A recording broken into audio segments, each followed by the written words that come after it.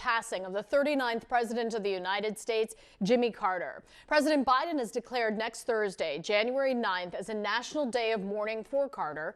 At embassies all around the world, American flags will fly at half-staff for a month in memory of the late president. ABC's Morgan Norwood has the latest.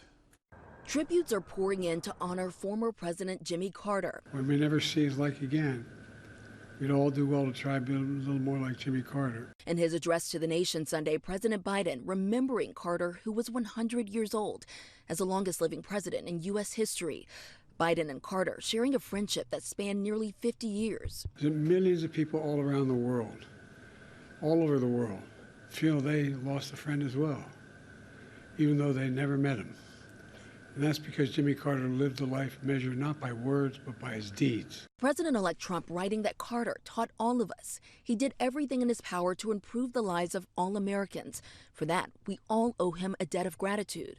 Former President Barack Obama stating, Carter taught all of us what it means to live a life of grace, dignity, justice, and service.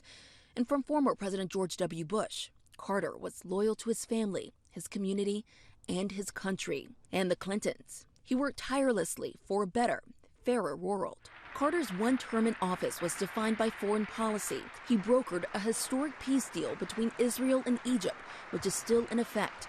But an energy crisis in the U.S. and the kidnapping of 52 American hostages in Iran played a role in his political undoing. Carter was just 56 when he left the White House.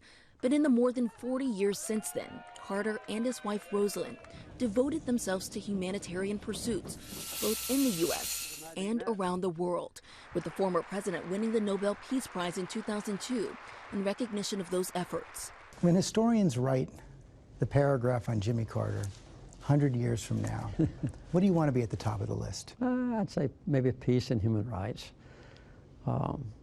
I kept the country at peace for 4 years and promoted peace for other people. And President Biden ordering a state funeral at the National Cathedral in Washington, D.C. next Thursday. Carter will be laid to rest in his native Plains, Georgia.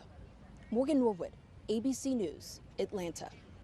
And you can get more information on the life and legacy of former President Jimmy Carter on our free 6ABC app. We will detail Carter's journey from peanut farmer to politician, his time in the White House, and his support for Habitat for Humanity.